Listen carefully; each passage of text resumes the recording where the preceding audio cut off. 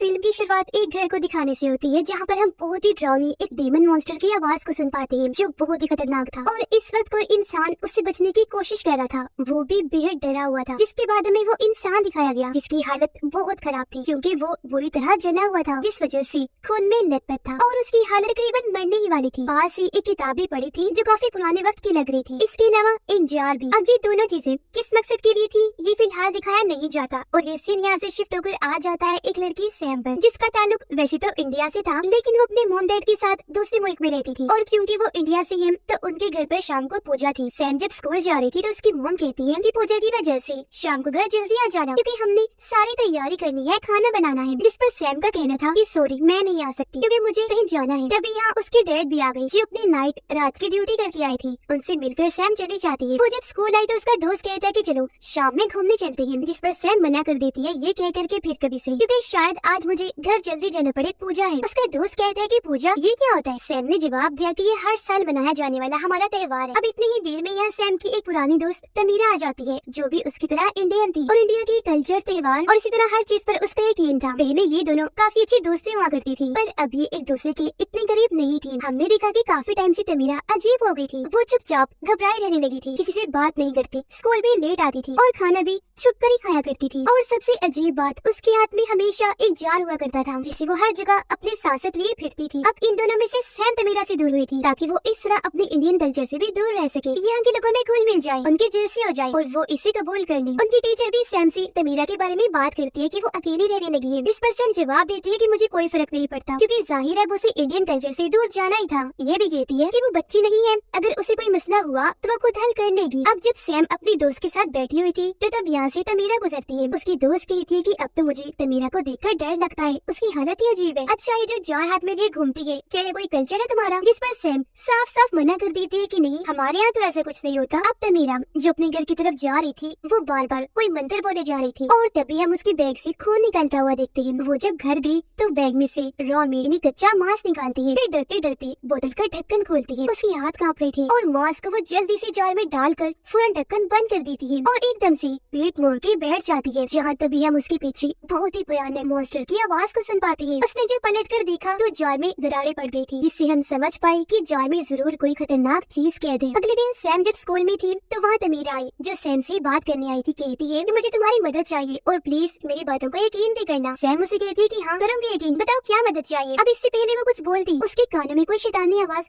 हल्का हल्का बोलने लगती है जिससे तमीरा काफी घबरा गई। सैम उसे पूछती है कि क्या बात है, तुम काफी डिस्टर्ब लग रही हो, इतना घबराई हुई क्यों हो और कब से नहीं सोई तुम। तमीरा जवाब देती है कि वो सब छोड़ो, बस मेरी मदद कर दो और यकीन करो मेरा। ये कहकर वो जार आगे करती है, बताने लगी कि इसके अंदर कुछ है, कोई बहुत ही खतरनाक चीज जिसे तुम नहीं देख सकती सैम, पर मैं देख भी सकती हूँ, सुन भी सकती हूँ और महसूस भी कर सकती हूँ। अब सैम ने पूछा कि तुम्हें ये जार मिला कहाँ से। तमीरा बताती है कि जब मैं जा रही थी तो इस जार के अंदर वाली चीज मुझे अपनी तरफ बुलाने लगी, मेरा नाम पुकार के। मुझे पता चल गया था कि इसके अंदर कुछ है। मैंने बिना सोचे समझे जार को अपने पास रख लिया ये सोचकर कि मैं इसे संभाल लूंगी, पर अब मुझे एहसास हुआ कि ये मेरे बस की बात नहीं, क्योंकि जो इसके अंदर है वो है ही इतना भूखा कि उसे दिन में कई बार कच्चा मांस चाहिए होता है खाने के लिए और अब मजीद ये मुझसे बर्दाश्त नहीं हो रहा और प्लीज तुम मेरी मदद कर दो प्लीज। सैम उसे पूछती है मगर इस जार में है क्या, जिस पर तमीरा बताती है कि इसके अंदर डीमन मॉन्स्टर है। और हाँ बचपन में मॉन्स्टर्स राक्षस की जो कहानी हमने सुनी है वो बिल्कुल सच है, मुझे साबित हो गया है। पर सैम उसकी बातों को यकीन ना करते हुए उसे पागल कह देती है। अपनी बात को साबित करने के लिए तमीरा उसके सामने वो जार करती है पर सैम ने हाथ मारकर वो जार ही तोड़ दिया और अब जैसे उसका कांच गिरकर बिखरा जमीन पर काला धुआं फैल जाता है। जिसे देखकर तमीरा काफी डर गई और घबराते हुए वहाँ से भाग जाती है। सैम भी उसके पीछे पीछे जाती है और अपने बर्ताव के लिए उससे माफी मांगती है, पर अब वो रुककर बिना कुछ कहे फिर से वो मंत्र जोर जोर से बोलने लगती है, जिसके साथ ही वो सैम के पीछे किसी मॉन्स्टर को आता हुआ देखती है जो तमीरा के अलावा और किसी को दिखाई नहीं दे रहा था। पर उसे देखकर उसकी हालत अब और खराब हो गई। ये देखकर सैम वहाँ से जाती है ताकि मदद ला सके, पर तभी यहाँ कोई ना दिखने वाली ताकत आकर तमीरा पर हमला कर देती है और उसे उठाकर अपने साथ अगवा करके ले जाती है। और बस यहाँ हम तमीरा की चीखों की आवाजें ही सुन पाते हैं। अब तमीरा जो कि गायब हो गई थी उसकी वजह से हर कोई काफी परेशान था। टीचर ने आखिरी बार उसे देखा था इसीलिए वो सैम को बताती है कि तमीरा की मॉम को भी नहीं पता है कि वो कहाँ है, उन्होंने गायब होने की रिपोर्ट लिखवाई है पर उसका कुछ अता पता नहीं है। जो सुनकर वो काफी घबरा गई और जल्दी से घर आ जाती है। अब हम तमीरा को बहुत घबराया हुआ देखते हैं जो एक जगह पर कैद थी और वो डीमन मॉन्स्टर उसके आस पास ही मंडरा रहा था और बार बार उसे पीट कर बुरी तरह मार भी रहा था, जिस वजह से तमीरा को चोटें तो लग ही रही थी, साथ ही वो जो रास्ते में जा रही थी जिसे शुरुआत वाला इंसान झुलसा हुआ था, यानी कि तमीरा को जख्मी करने करने वाला और उस इंसान को करने वाला ये डीमन मॉन्स्टर ही था। शाम में जब सैम अपने घर थी तो यहाँ पूजा चल रही थी। बहुत सारे लोग भी यहाँ आए हुए थे, यहाँ तक कि तमीरा की मोम भी। यहाँ सैम की मोम सबको कही थी कि आज यहाँ हम तमीरा के लिए भी दुआ करेंगे कि वो जल्दी मिल जाए। अब सारी तो दुआ करती है पर सैम नहीं करती, क्योंकि जाहिर है ये सब उसे पसंद नहीं था। वो नहीं चाहती थी कि मेरे कल्चर के बाकी लोग जो कर रहे हैं मैं भी वही करूँ। अब यहाँ एक औरत कहती है कि जैसा ऑफिसर के साथ हुआ वैसे तमीरा के साथ ना हो जाए। अब ऑफिसर का सुनकर सैम उसके बारे में अपने डैड से पूछती है, जिस पर वो कहती है कि हाँ मैं मिला था उनसे, पर पहले ही नजर में मैं समझ गया था कि उनके साथ कोई गड़बड़ है, क्योंकि वो सबसे यहाँ तक कि अपने कल्चर से भी दूर भाग रही थी। फिर मैंने उनके बेटे करण को देखा जो अपने आप से ही बातें कर रहा था, और उनके साथ हुआ क्या इसका मुझे अंदाजा नहीं। ये जानकर सैम घर से जाने लगी। उसकी मॉम कहती है कि कम से कम पूजा के दिन तो रुक जाओ, पर वो कोई बात सुने बगैर चली जाती है। वो स्कूल जाती है और उसी जगह पर आई जहाँ उसने तमीरा से बात की थी। यहाँ तमीरा की किताब पड़ी हुई थी जो उस दिन गिर गई थी, जिसे सैम उठा लेती है और अब चेक करने पर उसपे करण का नाम लिखा हुआ था, यानी कि ये किताब उसकी थी। फिर अंदर से चेक करने पर उसे काफी अजीबोगरीब चीजें देखने और पढ़ने को मिलती है। वहाँ लिखा गया था कि उसे कैद करके बर्तन या जार में ही बंद रखना होगा। 7 नंबर भी कई बार लिखा हुआ था। इसके अलावा डरावने मॉन्स्टर, डीमन के ख्यालों, सपनों की तस्वीरें भी बनी हुई थी। पर यहाँ सैम को कुछ भी समझ नहीं आती। तभी उसके पास उसके दोस्त की कॉल आ जाती है, जिससे मिलने वो चली गई। वो पहले यहाँ उसे तमीरा के बारे में पूछती है, पर उसके दोस्त ने जब कुछ नहीं बताया तो वो करण के बारे में उससे पूछने लगी, जिस पर उसका दोस्त सैम को एक जगह पर लेकर गया और बताता है कि करण की कुछ महीने पहले ही मौत हो गई है और बिल्कुल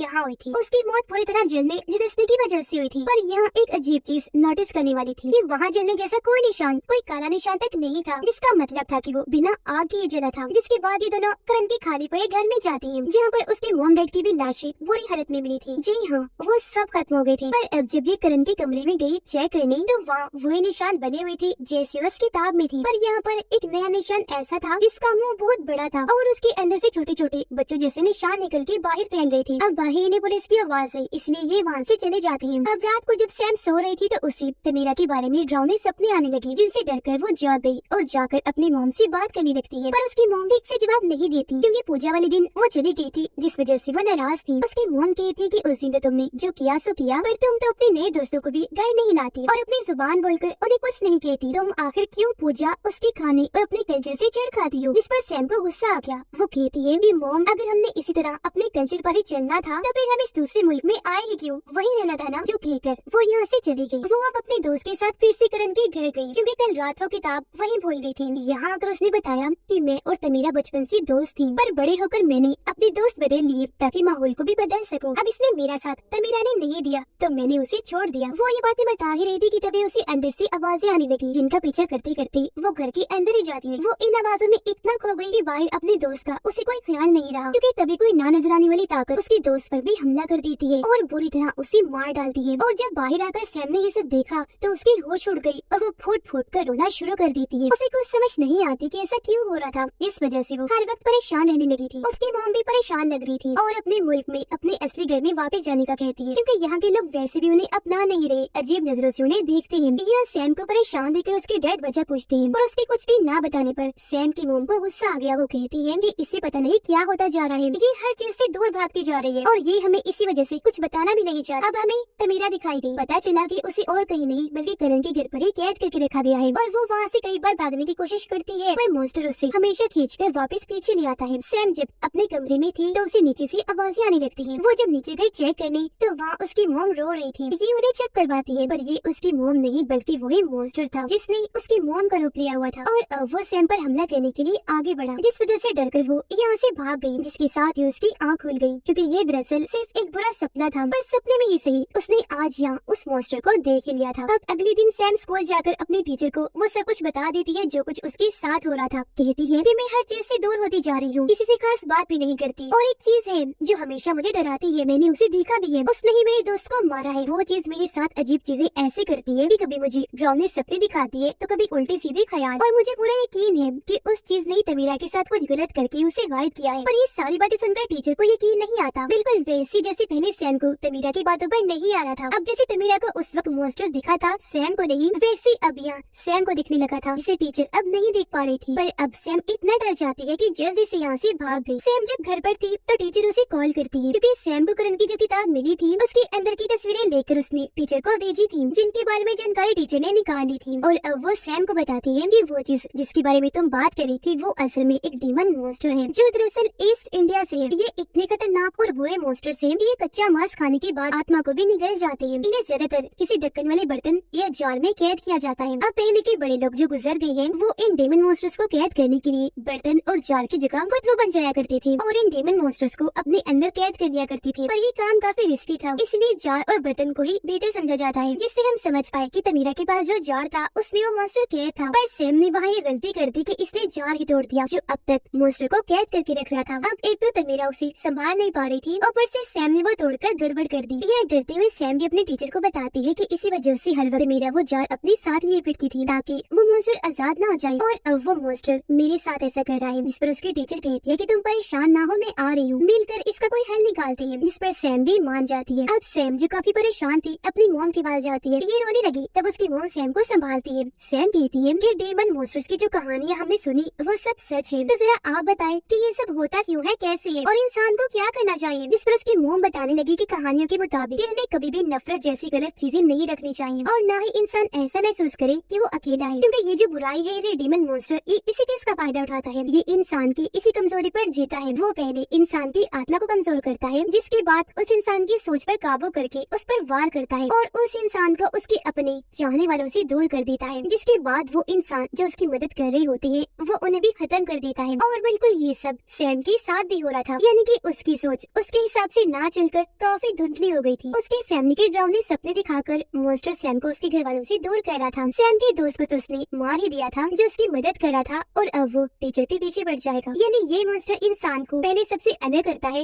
और फिर उस पर वार करता है, क्योंकि इस तरह अकेलेपन में उस इंसान के दिमाग में बुराई पनती रहेगी और वो अकेले होने की वजह से कमजोर होगा। तो मॉन्स्टर के लिए उसके मांस को खाना और आत्मा को निगलना आसान होगा। अब यहाँ सैम सोचती है कि इसका मतलब है कि करण और उसकी फैमिली और किसी से नहीं बल्कि इस मॉन्स्टर से ही भाग रही थी। पर फिर वो यहाँ आ गई, जिनका पीछा मॉन्स्टर ने फिर भी नहीं छोड़ा। वो भी यहाँ आ गया और उनकी पूरी फैमिली को खत्म कर दिया। पर वो फैमिली जैसे तैसे उसे जार में बंद करने में कामयाब हो गई थी, जिसे फिर तमीरा ने ले लिया। पर जार टूटने पर वो तमीरा को अपने साथ ले गया और अब वो सैम के पीछे पड़ा हुआ है, क्योंकि ऐसे वो एक के बाद एक अपना शिकार लेता है। उसकी मॉम कहती है कि वो डेमन मॉन्स्टर एकदम अपने शिकार पर हमला नहीं करता, बल्कि कुछ टाइम उसे चाहिए होता है। वो हर डेमन की तरह पहले उस इंसान को परेशान करता है, कमजोर करता है, जिसके बाद वो उसकी आत्मा को निगलता है। अब सैम करण की किताब को देखती है। या गौर करने पर उसे 7 नंबर का मतलब पता चल जाता है, जो थी 7 दिन, जिसका मतलब था कि आज रात वो डेमन मॉन्स्टर तमीरा को खा जाएगा, क्योंकि उसे भी तो 7 दिन हो गए थे गायब हुए। ये सोचकर सैम कहती है कि मैं तमीरा को बचाने जाऊंगी। उसकी मॉम कहती है मगर तुम अकेले उस डेमन मॉन्स्टर से नहीं लड़ सकती, वो बहुत खतरनाक है, तुम्हें मौके पर ही खत्म कर देगा। ये सुनकर सैम डेमन मॉन्स्टर से लड़ने के लिए दुआ करने लगी और यहाँ उसकी मॉम सैम की मदद करती है, उसे पूजा का थोड़ा सा खाना भी देती है और अच्छे से तैयार भी करती है। और यहाँ पहली बार सैम अपने कल्चर के मुताबिक पूरी तरह तैयार हुई थी। उधर टीचर जब अकेली थी तो उस पर डेमन मॉन्स्टर हमला कर देता है, उसे काफी बुरी तरह मारता है, जिससे वो जख्मी हो गई, क्योंकि वो उसकी जान लेना चाहता था। और उधर सैम को याद आया कि करण डेमन मॉन्स्टर को जार में कैद करते करते ही मरा था, जिसका मतलब की किताब में यही कहीं वो मंत्र लिखा होगा जिससे मॉन्स्टर को कैद किया जाता है। वो जल्द इन्हें वो मंत्र मिल भी गया, जिसे अब ये दोनों मिलकर पढ़ने लगती है, जिससे हुआ ये कि डेमन मॉन्स्टर टीचर को छोड़कर यहाँ से चला जाता है। पर थोड़ी ही देर में वो इन दोनों माँ बेटे के पास आ गया, इन पर हमला करके काफी जख्मी कर देता है। पर उसकी मॉम हिम्मत नहीं हारती और मंत्र को पढ़ती ही रहती है, जिस वजह से वो डेमन मॉन्स्टर यहाँ से चला जाता है। अब तभी सैम सोचती है कि आखिर तमीरा कहाँ हो सकती है, जो सोचकर वो करण के घर आ गई, जहाँ उसे तमीरा तो नहीं लेकिन वो डेमन मॉन्स्टर मिल जाता है। वो उसे मारने के लिए सैम के पीछे बढ़ जाता है, तब वो अपनी जान बचाने के लिए आगे बढ़ती रहती है। वो सीढ़ियों से नीचे आई और यही वो जगह थी जहाँ पर डेमन मॉन्स्टर ने तमीरा को कैद किया हुआ था। यहाँ वो बुरी हालत में पड़ी हुई थी, क्योंकि अपनी मौत को कबूल करके